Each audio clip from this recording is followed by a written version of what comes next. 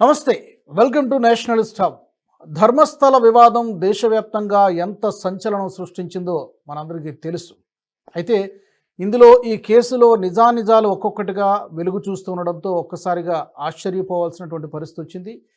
ఈ వివాదానికి సంబంధించి కర్ణాటక రాష్ట్రంలోని కొంతమంది మఠాధిపతులు, స్వామీజీలు, హోంమంత్రి అమిత్ షాను కలవడం జరిగింది. ఈ కేసు విచారణను ఎన్ఐఏకు అప్పగించాలి.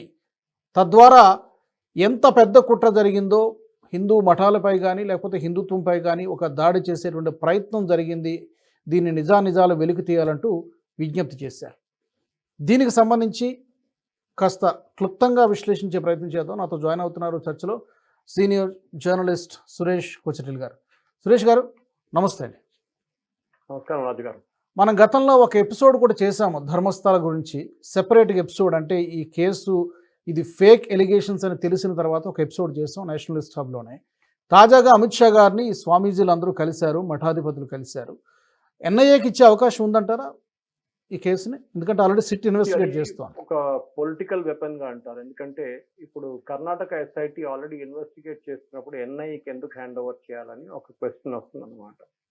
ఎన్ఐఏ రోల్ ఎక్కడ వస్తుంది అంటే మల్టిపుల్ స్టేట్స్, అంటే భారతదేశంలో మిగతా స్టేట్ నుంచి కూడా కాన్స్పిరసీ జరిగిందంటే అక్కడ ఎన్ఐఏ రోల్ వస్తుంది అనమాట. ఎందుకంటే కర్ణాటక పోలీస్కి తమిళనాడులో వెళ్ళి, కేరళలో వెళ్ళి, లేకుంటే కర్ణాటక నుంచి బయటకు వెళ్ళి ఇంకో స్టేట్లో మహారాష్ట్ర కానీ తెలంగాణలో వెళ్ళి ఇన్వెస్టిగేట్ చేయలేరు. ఒక లిమిటెడ్ ఉంటుంది వాళ్ళు విట్నెసెస్ని సమన్ చేయొచ్చు, కొంత విట్నెసెస్ని అక్కడ అరెస్ట్ చేసి ఇక్కడ తీసుకురావచ్చు, అదన్నీ ఉంది వాళ్ళకి. కానీ ఎన్ఐఏకి ఒక ఆల్ ఎన్కంపాసింగ్ రోల్ ఉంటుంది అనమాట.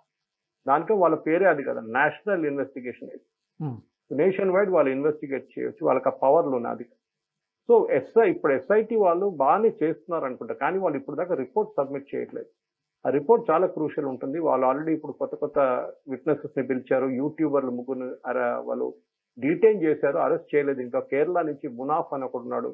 Is a very notorious character. కేరళలో దీనికన్నా ముందు కూడా ఒక ట్రక్ యాక్సిడెంట్ జరిగినప్పుడు ఆయన ట్రక్కే దాంట్లో పడ్డది అనమాట, ల్యాండ్ స్లైడ్ లో. దాంట్లో ఆయన యూట్యూబ్ ఛానల్ వాడుకొని చాలా మటుకు డబ్బులు సంపాదించాడు. అది కాకుండా ఈ కేసులో వచ్చినప్పుడు కూడా ఆయన కేరళ నుంచి వచ్చిన మీడియాని తీసుకొచ్చి చాలా పెద్ద గొడవ చేశారు. సో ఇవాళ పొద్దున వచ్చిన రిపోర్ట్స్ నుంచి నేను ఉదయవాణిలో చదువుతున్నాను, కర్ణాటక న్యూస్ పేపర్లో. దాంట్లో వచ్చిన డీటెయిల్స్ ఏంటంటే ఈ కేరళ నుంచి వచ్చిన మీడియాని వాడుకున్నారు, చాలా పెద్ద అమౌంట్ డబ్బులు పెట్టారు, అల్ జజీరా లాంటి ఛానల్స్ ని తీసుకొచ్చారు ఇక్కడ ధర్మస్థలకి. అది ఇన్వెస్టిగేట్ చేయాల్సి వస్తుంది. అంటే అది ఇప్పుడు ఎవరు ఇన్వెస్టిగేట్ చేయట్లేదు. ఇప్పుడు ఇన్వెస్టిగేట్ చేస్తున్న ఎవరిని, వీళ్ళు బేసిక్లీ ఫస్ట్ మాస్క్ మ్యాన్ ని చిన్నయ్యని ఇన్వెస్టిగేట్ చేశారు, ఆయన దొంగని దొరికిపోయాడు. దాని తర్వాత వాళ్ళ ఇంకొక ఇద్దరు ముగ్గురిని ఇంటరోగేట్ చేశారు. అనన్య భట్ వాళ్ళ మా అమ్మగారు వాళ్ళని, అసలు ఆమె లేదు, అనన్య భట్ అనే క్యారెక్టరే లేదనమాట. కానీ అట్లాంటి వాళ్ళు అందరూ ఇన్వెస్టిగేట్ చేస్తే ఫేక్ అని తెలిసిపోయింది చాలా క్లియర్. కానీ ఇప్పుడు కొత్త విషయాలు బయటకి ఏమొస్తుందంటే ఏఐ జనరేటెడ్ వీడియోస్ తయారు చేశారు. ఇప్పుడు ఉదయవాణిలో వచ్చిన రిపోర్ట్ ప్రకారం ఒక్క ఏఐ దానికే ₹1,00,000 ఖర్చు పెట్టారట ఒక వీడియో చేయడానికి. రియల్ వీడియోని చూపించడానికి స్కల్ దొరికింది, బాడీలు ఇట్లా వరీ చేస్తున్నారు, బాడీ బయటికి తీసుకున్నారు, ఇదంతా వీడియో తయారు చేసి ఏఐతో తయారు చేశారు. సో ఆ ఏఐతో తయారు చేసిన వీడియోతో ₹1,00,000 ఖర్చు పెట్టి చేశారని చెప్పి పోలీస్కి ఇప్పుడు ఒక డీటెయిల్స్ వచ్చింది, పోలీస్ ఒక టిప్ ఆఫ్ వచ్చింది. దాంతో ఇద్దరు ముగ్గురు యూట్యూబ్ ఇన్వెస్టిగేట్ అక్కడ ఉన్న యూట్యూబ్ ప్రమోట్ చేస్తున్న వాళ్ళు ఇన్వెస్టిగేటర్స్ గా దిగారు దీంట్లో ఇనిషియల్ స్టేజ్ లో. వాళ్ళని కూడా ఇప్పుడు పోలీసు వాళ్ళు అదుపులో తీసుకున్నారు, వాళ్ళని క్వశ్చన్ చేస్తున్నారు. కానీ రాజుగారు ఇప్పుడు ఇవాళ అక్కడ అమిత్ షా గారిని కలిసిన కొంతమంది సంతులు, కొంతమంది స్వామాధికారులు, వీళ్ళందరూ వెళ్ళారు, స్వామిలు వెళ్ళారు, అక్కడికి కలిశారు. వాళ్ళేమంటున్నారంటే ఇది ధర్మస్థలాన్ని ఒక సింగులర్ ఎపిసోడ్ గా చూడకండి, దీని వెంట చాలా పెద్ద కుట్ర ఉంది. దీనికన్నా ముందు శబరిమల జరిగింది, దాని తర్వాత ఎక్కడెక్కడో హిందూ గుడుల మీద వీళ్ళు ఇట్లా ఒక్కొక్క స్టోరీ తయారు చేసి వాళ్ళని కంప్లీట్ గా ధ్వంసం చేయడానికి ట్రై చేస్తున్నారు. ఆ కాన్స్పిరసీని ఇన్వెస్టిగేట్ చేయాలంటున్నారు. అదొక కొత్త కాన్స్పిరసీ అయిపోయింది. ఎందుకంటే అప్పుడు ధర్మస్థల కాదు, మిగతా కూడా ఇన్వెస్టిగేట్ చేయాల్సి వస్తుంది. శబరిమల కానీ, శబరిమల ఏం జరిగింది, శబరిమలలో మహిళలు తీసుకొచ్చారు, ఎందుకు చేశారు, అది అందరికి తెలిసిందే. సిపిఎం వాళ్ళు కావాలని చేశారు. పినరాయి విజయన్ అక్కడ ఉన్న హిందువుల మీద, వాళ్ళ శబరిమల మీద ఉన్న విశ్వాసం వెళ్ళిపోవడానికి చేసిన పని పెద్ద పని, అది కుట్ర. కానీ ధర్మస్థలలో జరిగింది ఏంటంటే కావాలని చెప్పి అక్కడున్న దిగంబర్ జైన్ సెక్ట్, అది టెంపుల్, హిందూ టెంపుల్ కానీ దిగంబర్ జైన్ సెక్ట్ వాళ్ళకి ఉంటుంది అక్కడ. వాళ్ళ మీద కూడా ఒక అలిగేషన్ చేసి ఎందుకంటే వీరేంద్ర హెగడే ఇప్పుడున్న ధర్మాధికారి ఆయన మోదీ గారితో కొంచెం క్లోజ్ అని చెప్పి కావాలని చెప్పి కొత్త కాన్స్పిరసీ తీసుకొచ్చారు. ఇవాళ ఒక యూనియన్ మినిస్టర్, కర్ణాటక నుంచి ఒక యూనియన్ మినిస్టర్ ఉన్న మన మోదీ క్యాబినెట్ లో ఆయన కూడా సోనియా గాంధీని క్వశ్చన్ చేశారు. ఆయన ఏమంటారు, దీనంతా సోనియా గాంధీ ఉంది, ఆమె కావాలని చెప్పి సిద్ధరామయ్య మీద ప్రెషర్ పెట్టారు. మీకు గుర్తుంటుంది రాజుగారు, ఫస్ట్ డే ఈ అలిగేషన్ వచ్చినప్పుడు సిద్ధరామయ్య పొద్దున్న ప్రెస్ కాన్ఫరెన్స్ ఏమన్నారంటే, ప్రెస్ వాళ్ళు కలిసినప్పుడు దీనికి ఎందుకు ఇన్వెస్టిగేషన్ అక్కర్లేదన్న. సాయంత్రం కాగానే ఎస్ఐటీ పెట్టాడు. అంటే మీరు ఒక 6-7 గంటల సేపట్లో ఏం మారిపోయింది? మిమ్మల్ని ఎవరు ఇన్స్ట్రక్షన్స్ ఇచ్చారు ఢిల్లీ నుంచి? మన అందరికి తెలుసు, ఆయన క్యాబినెట్ నుంచి ఒక మంత్రిని రాహుల్ గాంధీ సస్పెండ్ చేసి, రాహుల్ గాంధీ ఏం చెప్తారు, సస్పెండ్ కూడా కాదు, డిస్మిస్ చేస్తారు క్యాబినెట్ నుంచి. ముఖ్యమంత్రి చేయలేకపోయాడు, కానీ రాహుల్ గాంధీ చేశాడు. అక్కడ తెలుస్తుంది ఎక్స్ట్రా కాన్స్టిట్యూషన్ అథారిటీ ఎవరని చెప్పేసి. నేను కాన్స్టిట్యూషన్ గురించి మాట్లాడతారు కదా ఇప్పుడు. సో డెఫినెట్ గా ఒక ఇన్వెస్టిగేషన్ కావాల్సింది. ఎందుకంటే ఇప్పుడున్న ఇన్వెస్టిగేషన్ బహుశా ఇంకొక 2 వారాలతో అయిపోతుంది, రిపోర్ట్ సబ్మిట్ చేస్తారు, దీంట్లో ఏం లేదు, వీళ్ళందరూ చేసిన కుట్ర. కానీ దీని వెంట మెయిన్ చూడాలి రాజుగారు అంటే, దీని వెనకబడిన డబ్బులు ఎంత పెట్టారు, ఎవరు పెడుతున్నారు దీనిని, కేరళ నుంచి వచ్చిన మీడియాకి దీనికి ఏంటి సంబంధం, అది ఇన్వెస్టిగేట్ చేయాల్సి వస్తుంది. ఎందుకంటే అది ఇన్వెస్టిగేట్ చేస్తే చాలా మటుకు బయటపడుతుంది. మన దేశంలో ఇప్పుడు ఒకటే కాదు, మన ఫార్మర్ అజిటేషన్ టైంలో చూసాం, ఢిల్లీ రైట్స్ టైంలో చూసాం, మన ఈ షర్జీల్ ఇమామ్ అరెస్ట్ టైంలో చూసాం, షహీన్ బాగ్ లో చూసాం. ఇదన్నీ మనకు కనిపిస్తుంది ఏంటంటే ఇదేదో న్యాచురల్ అజిటేషన్ లాగా కనిపిస్తుంది. కాదు, దీని వెనక ఒక ప్లానింగ్ ఉంది. ఇప్పుడు మనం చూసిన రాహుల్ గాంధీ ఓట్ చోర్ యాత్ర అని చెప్పి స్టార్ట్ చేశారు, అన్నింటిలో పేరు మార్చేశారు. ఓకే, ఓట్ అధికార యాత్ర అని చేసేసారు ఏదో. సో అది కూడా అన్ని ఒక జార్జ్ సోరోస్ ప్లానింగ్ అంటారు చూడండి, ఒక టెక్స్ట్ బుక్ ప్లాన్ నడుస్తుంది అన్నమాట. షేక్ హసీనాతో ఏం జరిగింది బంగ్లాదేశ్ లో, అదే ఇక్కడ కూడా మోదీ గారు వ్యతిరేకంగా చేస్తున్నారు. సో ఒక ఈ రిలీజియస్ ఇన్స్టిట్యూషన్స్ ని టార్గెట్ చేయడంతో ఏమవుతుందంటే భారతదేశంలో ఉన్న హిందువులకు కూడా డౌట్ వస్తుంది. చూడండి, ఈ స్వామిలంతా ఇంత, మీకు గుర్తుంటుంది సద్గురు జగీ వాసుదేవ్ మీద కూడా దిశా యోగాలు చాలా మట్టుకు ఆరోపణలు చేశారు. ఇట్లానే పోలీసు వాళ్ళు పంపించారు, పోలీసు వాళ్ళు ఇన్వెస్టిగేట్ చేశారు, అక్కడున్న మహిళలతో మాట్లాడే వాళ్ళు అన్నారు ఏం లేదు, మేము మాకు అసలు ఏ ప్రాబ్లం లేదన్నారు. కానీ మళ్ళీ రిపీటెడ్ గా అలిగేషన్స్ వస్తూనే ఉంటుంది అనమాట.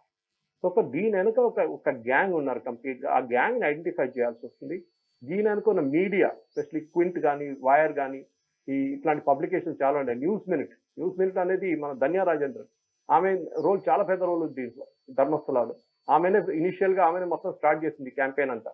ఆమె మీద కూడా ఇన్వెస్టిగేషన్, ఎందుకంటే ఆమెకి న్యూస్ క్లిక్ యొక్క కనెక్షన్ ఉంది. మీకు గుర్తుంటుంది, చైనా నుంచి వచ్చిన డబ్బులు న్యూస్ క్లిక్ ఇచ్చినప్పుడు న్యూస్ క్లిక్ ఓనర్ ని అరెస్ట్ చేశారు. ఇది డబ్బులు ఇచ్చింది ఈ ధన్యా రాజేంద్రన్. సో ఇదంతా కనెక్ట్ ద డాట్స్ అంటాం మన ఇంగ్లీష్ లో రాజు గారు. డెఫినెట్ గా ధర్మస్థల ఐసోలేటెడ్ ఎపిసోడ్ కాదు. మనం ఇప్పుడు దాంట్లో అక్కడ ఎన్ని జరిగింది, ఏం జరిగిందని ఇన్వెస్టిగేషన్ చూడకుండా లార్జర్ పిక్చర్ అంటాం మన ఇంగ్లీష్ లో. డెఫినెట్ గా ఎవరు చేశారు, ఎందుకు చేపించారు, దీని వెనక ఎవరెవరు ఉన్నారు, అది మొత్తం బయటకు తీసుకురా. అది కర్ణాటక పోలీస్ చేయరు, ఎందుకంటే చాలా క్లియర్ అక్కడ పాలిటిక్స్ వచ్చేస్తుంది. అది డెఫినెట్ గా దీని వెనక ఇంకొక రిలీజన్ వాళ్ళు ఉన్నారు, వాళ్ళు చేపిస్తున్నారు. కన్వర్జన్ మాఫియా ఉంది దీనంట.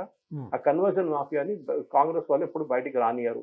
సో దానికోసం ఎన్ఐఏని తీసుకురావాలి. కానీ దానికి ఇప్పుడు ఎన్ఐఏ తీసుకొస్తే వీళ్ళు కోర్టుకు వెళ్తారు కర్ణాటక గవర్నమెంట్ ఇమీడియట్ గా.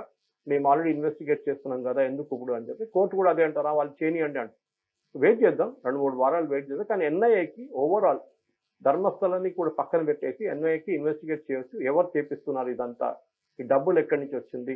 ఎందుకంటే అక్కడ కూడా ప్రాబ్లం వస్తుంది కర్ణాటక పోలీస్కి. ఫర్ ఎగ్జాంపుల్ బయట నుంచి వచ్చింది అనుకోండి డబ్బులు దీనికి, ఓకే, ఇది ఎక్కడి నుంచి బయట నుంచి, యూరోప్ నుంచి కానీ, యూఎస్ నుంచి కానీ, మిగతా ఎక్కడి నుంచి డబ్బులు వచ్చింది అనుకోండి, ఎవరు పంపించారు, ఏ సోర్స్ తో వచ్చింది, ఇది ఎన్జిఓతో రూట్ చేశారా అని దానికి వచ్చినప్పుడు ఈడీ రావాల్సి వస్తుంది.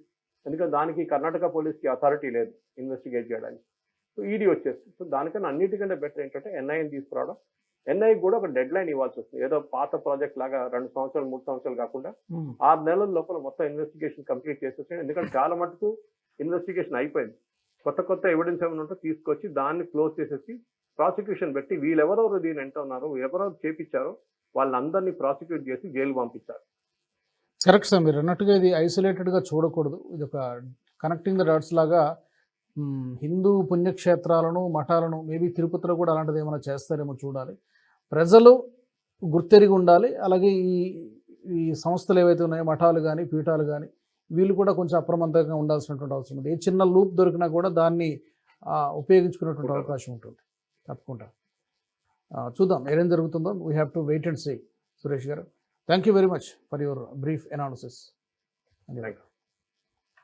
మరి ధర్మస్థల కేసును ఎన్ఐఏకు అప్పగించాలని చెప్పి చాలామంది స్వామీజీలు మఠాధిపతులు కేంద్ర హోంమంత్రి అమిత్ షాను కలవడం జరిగింది. మరి ఏం చేస్తారో చూడాలి. బట్ దీని మీద ఒక లోతైనటువంటి విచారణ జరగాల్సినటువంటి అవసరం ఉంది. ఇది కేవలం కర్ణాటకకు మాత్రమే పరిమితం కాలేదు. వేరు రాష్ట్రాల్లో ఒక్కో రాష్ట్రంలో ఒక్కో విధంగా హిందూ మతం పైన మఠాలపైన పీఠాలపైన కూడా దాన్ని డీఫేమ్ చేసేటువంటి ప్రయత్నం జరుగుతున్నట్టుగా కనబడుతుంది. మరి ఈ అంశానికి సంబంధించి మీరేమనుకుంటారో తప్పకుండా కామెంట్ సెక్షన్లో తెలియజేయచ్చు. అలాగే NH టీవీ నేషనలిస్ట్ హబ్ నుంచి ఎలాంటి టాపిక్స్ కోరుకుంటున్నారో కూడా మీరు మాకు కామెంట్స్ ద్వారా తెలియజేయచ్చు. తప్పకుండా సబ్స్క్రైబ్ చేసుకోండి నేషనలిస్ట్ హబ్ని. జై హింద్. ఈ వీడియో మీకు నచ్చినట్టయితే లైక్ చేయండి, 10 మందికి షేర్ చేయండి. అలాగే కామెంట్ల రూపంలో మీ అభిప్రాయాలను మాతో పంచుకోండి. Nationalist hub group of channels ను సబ్స్క్రైబ్ చేసుకుని తెలుగునాట జాతీయవాద జర్నలిజాన్ని ప్రోత్సహించండి. ఈ వీడియో కింద ఉన్న బెల్ ఐకాన్ పై క్లిక్ చేయడం మర్చిపోవద్దు.